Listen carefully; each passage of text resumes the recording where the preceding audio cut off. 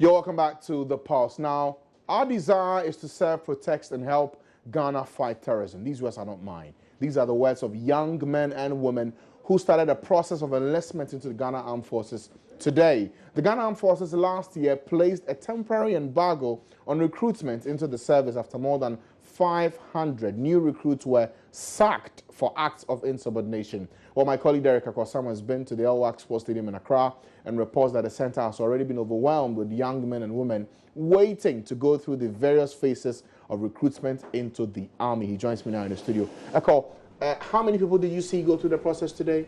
Well, I can't give you a definite figure, but the right stands of LWAC was filled up, and then the other standards also. So you have a lot more people going in this year than we had last year. Okay. Now, what really are the reasons for the upsurge in the number of people wanting to join the service now? Well, for most of them is the desire to serve the country, and then for others as well, they claim that they would want to help fight terrorism. You know, we've had various acts of terrorism across the globe and then also across the continent as well, so they would want to help fight that. And for some of them, this is a means of survival. They have been at home for a longer period of time, they don't have any jobs to do, and so they think that this is one way they could get an income. We could listen to them now.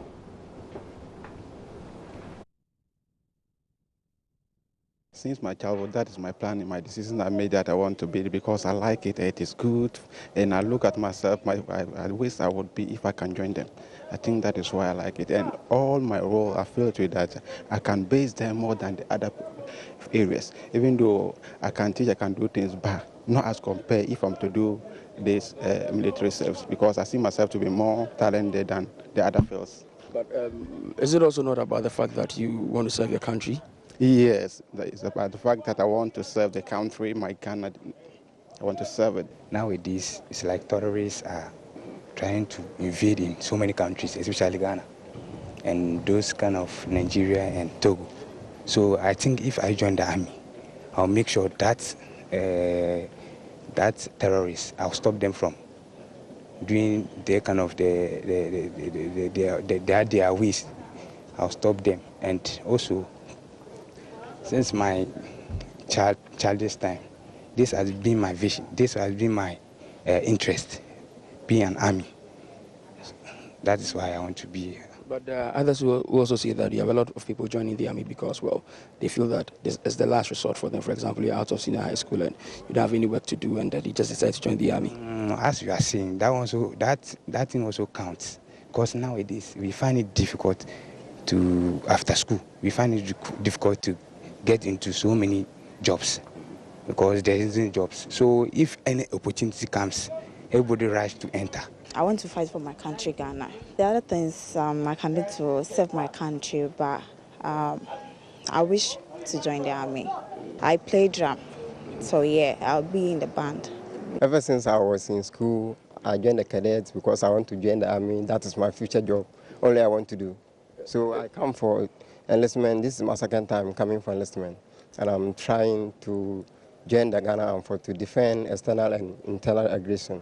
I have the morale for it too. I think going for other services, I don't feel like doing other courses like other than the army. Ghana Armed Forces, the work I want to do and defend my country. So.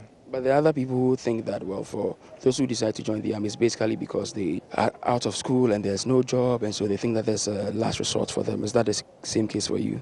Well, some may think that, but I don't think really, because I know there are other jobs you can do apart from the army service. Right, so those are some of the individuals who've thrown the LWAC Sports Stadium in the hope of getting through the process of being recruited into the Ghana Armed Forces. Derek, for those who came there, and you saw quite a number of them, who was the oldest you found there? Well, I think the age limit is 25, and so if you are more than 25 years, automatically when you're registering, after you have processed your letter and all of that, it's online. You'll be given a tick qualified. Then it means that you can start the process. Did you find anyone above that age around? Yes, there was somebody who had come in there with an unqualified on top of the paper, and he really wanted to enter. And what did he look like? He looked older than 25. Okay. So for both of us, we don't qualify to be in the army. Yes, we don't. We would want to try that. We don't. So we want to try something else. What is the process for those who are about to go through this recruitment into the Ghana Armed Forces? So first of all, you register online, then you are told whether you are qualified or not. Then you have to come down to Elwak or to any of the other centers across the country. It's not happening only at Elwak. And then you'll be grouped into your various arms, the Army, the Navy, the Air Force. Then you go through the body selection process. They will check whether you have some defects and all of that. Mind you, the minimum requirement is SHS certificate, not the results, the certificate itself. And then you also have to give reasons why you want to join the Army. And after all of that, you'll have to go through 5 phases. What we saw today is actually phase 2. Okay. So there are 3 other phases you'll have to go through, and at each phase, the number keeps decreasing. So you'll have a lot more people getting out than going into the Army. And then after all of that, you start from private. These are not officers. These are for the other ranks. So you start from private, and then you climb up and up to lance corporal, staff sergeant, and then all of that. So it also appears that, remember last year about 501 recruits were sacked. Yes. It looks like it has not had any effect on them. And the thing is that for those who were sacked last year, once you try re-registering, you're automatically disqualified. I see. So it looks more like it's a safer process now, especially as it's online. And then you don't have to see somebody before you get in there. You go online, you go through the process. When you have the qualified up there, then you are allowed to go through the process. Okay, all right. And for many who came, do we know the number that the Ghana Force is looking to recruit this time around? They haven't given a number yet, but usually it's between 400 and 500. Okay. Usually. So that's the number they're looking at. But for those who came around today, you think they're way above that number? Well, I saw more than 500. I can't really place a finger on that, but you have a lot more people. And as I said, you go through 5 phases, you'll have the number decreasing. I'm sure that maybe in Accra it might pick about 100 or so, because they have other regions they will have to consider as well. But it looks like a lot more people are applying to join the Army in Accra than in the other regions. Okay. Do we know how long this process will last? They haven't placed a finger on when it would end, but it looks like a process that would go on for more than 1 week. Already it's spanned about 3 days. 3 days already. Yeah. Okay. Thank you so much, Derek Akosam. He monitored the second phase of the recruitment process for the Ghana Armed Forces. You're looking to bring in some men to help in protecting the integrity of our country today. Still staying with the security agencies today, and the police administration says it will fiercely resist any attempt by any person within political circles to influence their operations in this election year. The service has been accused in past election years of doing the bidding of governing parties. But speaking at a dialogue workshop organized by the Institute of Economic Affairs today, the Director of Operations at the Ghana Police Service, Dr. Benjamin Isuman, says there will be no room for bias in the November polls. Kwacha Fanyama has covered that event, and he joins me now in the studio. Afra, good afternoon to you. So, Director of Operations will treat vigilante groups like terrorists. What's that about? Well, we had somewhere about 2 months ago the Inspector General of Police announcing his decision to disband all political party vigilante groups. Now, after that announcement, the Director of Operations of the Ghana Police Service, Dr. Abojo, says that they met with the political parties. They also met with some of these vigilante groups. And the interesting thing is that when they met the vigilante groups, they asked them which political parties they were associated with. They mentioned some specific parties. But when they met these parties and asked them whether you know these groups, and he didn't mention any of the political parties or vigilante groups.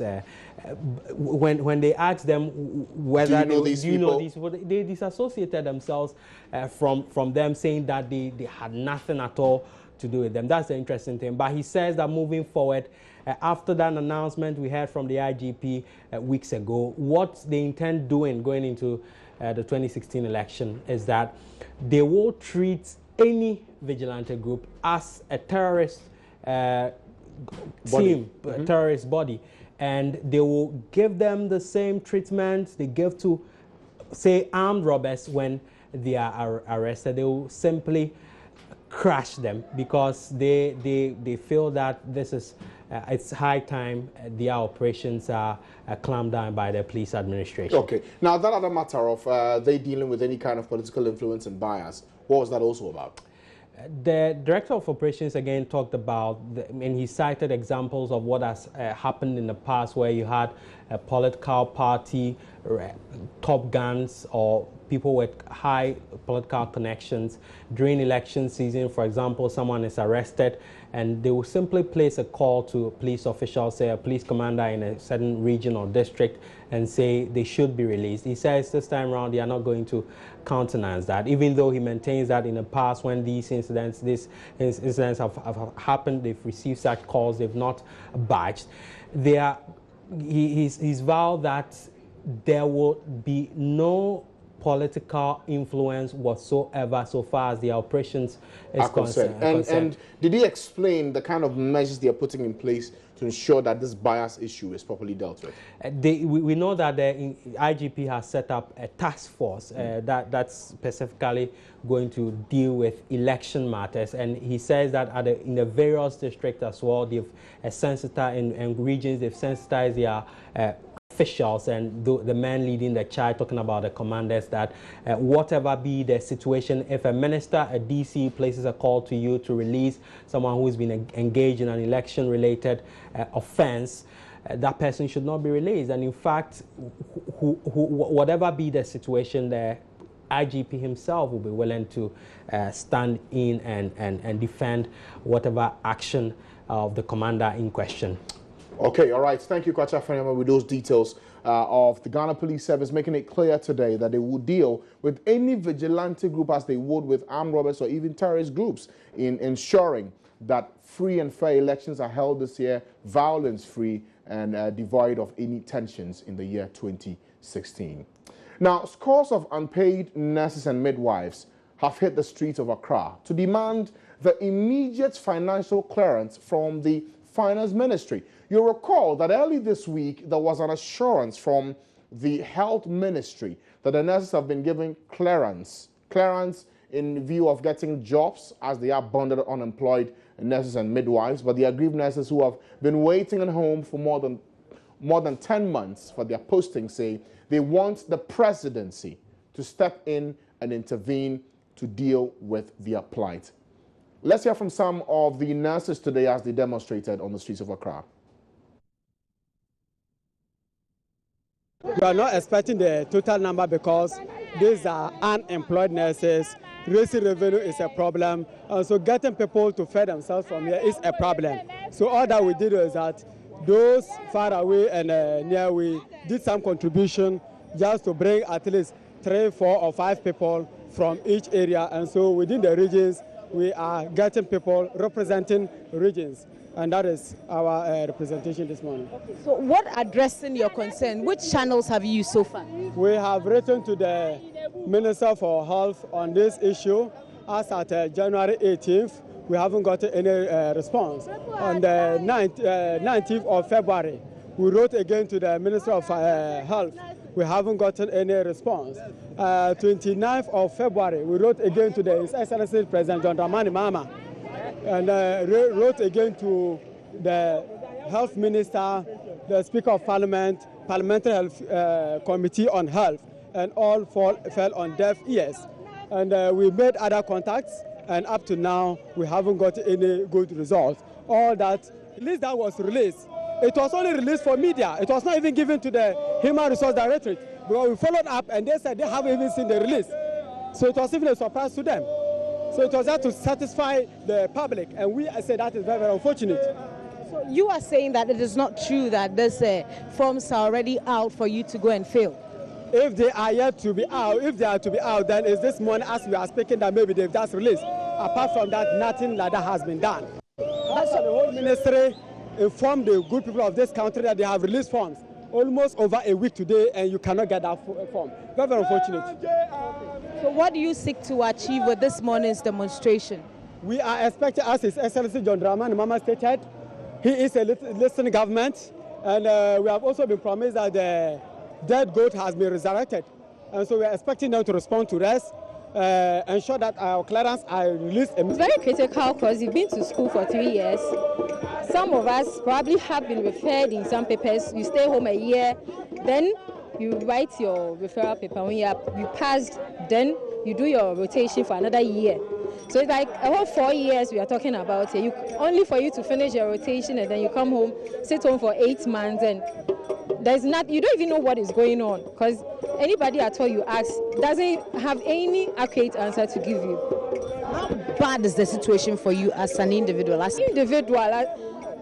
You need to eat, you need to clothe, you need to, everything you do now is about money. And if you're not working, you're not getting any money to do anything on you. Hungriness is a potential killer because if you don't have the sound mind to attend to your client, there is that possibility of you causing harm to the person. Hungriness is a potential killer. Those were the words of one of the demonstrators today who were on the streets. Speaking to Matilda Omega, she was walking with them throughout the journey, and she now joins me in the studio after cleaning all the sweat. Matilda, good afternoon to you. We know already what their concerns are. Today they hit the streets. What did they say any different that we do not know of? Something new came up, which is the nurses are saying they would try to get some legal assistance to address this issue of this bond. You know, they are being bonded 5 years after their training, and they are supposed to serve the government. So throughout this period that they haven't been employed, that the months are keep wasting at home, this 5 years hasn't started. So until government employs them or absorb them into the system, that is when the 5 years begin. And with this bond, they can't go anywhere. They can't even apply to private health facilities to do anything because of this 5-year bond. So they are going to seek some legal interpretation to it, and if possible, if something could be done about this bond, this 5-year bond. So that is something new that the nurses are going to looking for. Exactly. They presented a petition today. Who did they give it to, and what was in it? They were expecting to, their initial plan was to pick it at the Flagstaff House, but because of some security reasons, they were unable to do that. And so maybe also because the president is not at the Flagstaff House. He's in the Bonafo region. Exactly, but no one from the presidency was there to receive the petition, but the Director of Legal Services at the Ministry of Health, he received the petition on behalf of the Health Minister.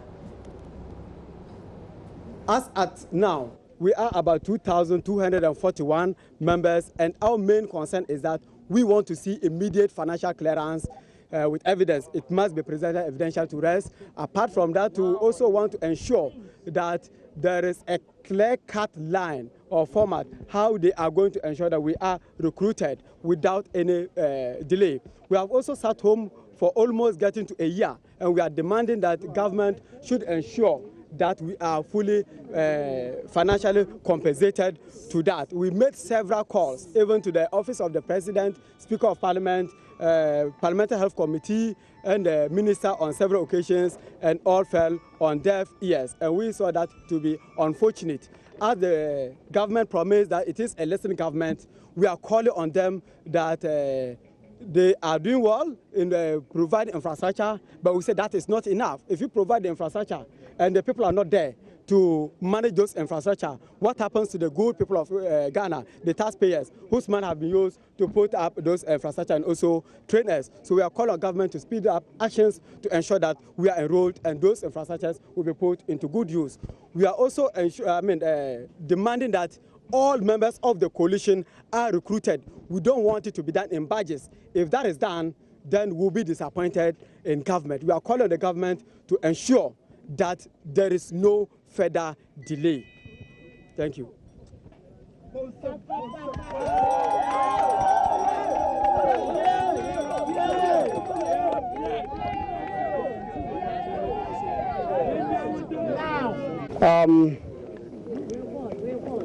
As you are aware,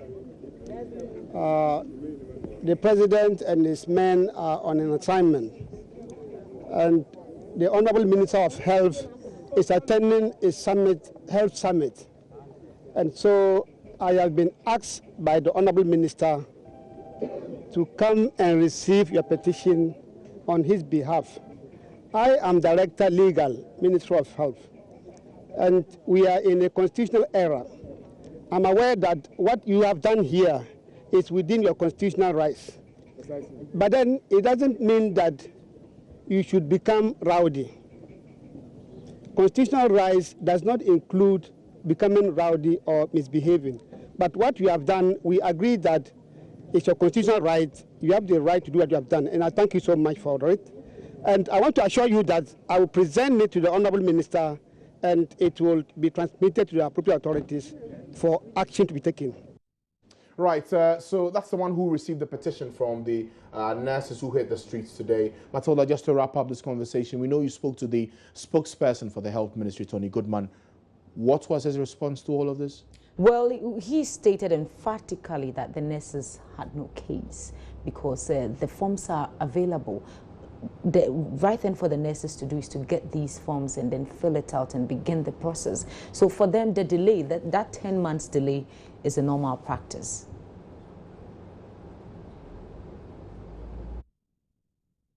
I don't know about delay because as we are aware, we issued a press statement last week requesting for these nurses to go and buy or acquire forms from the various agencies where recruitment process will begin. And according to them, they don't want to buy forms. They want us to post them before they go for the forms. We are the employers. We are telling you to go get the form, fill, and then we'll go through the process. You said no. So I'm surprised. I was surprised to hear that you have people demonstrating, supposed to go to, which is the ideal thing. That's the only thing they can get. According to some of these nurses I interacted with some few hours ago, they are saying they haven't cited these forms to even buy them. They want to know exactly where these forms have been placed. My sister, they know. They know. Some of them have procured this form and they've even submitted. I spoke with the leadership and they say they've come through the regions and they haven't seen any of these forms. Where exactly did the Ministry of Health put these forms? It is very easy for you to come together to demand certain things. But there is something like leadership here. The leadership is the Ministry of Health. We train them. They are part of our ministry. We bonded them, and we are saying that go and pick a form, and I will employ you. I don't know where this. How long does it take for them to be fully absorbed into the system? How long must? Right, so that's the spokesperson for the Health Ministry, Tony Goodman, speaking to Matilda Omega. Matilda, great job today in covering the demonstration. I'm sure we'll get closure on this matter in the coming days. Thank you, Matilda. Well, next here on The Pulse, I'm being joined by the Sports Minister.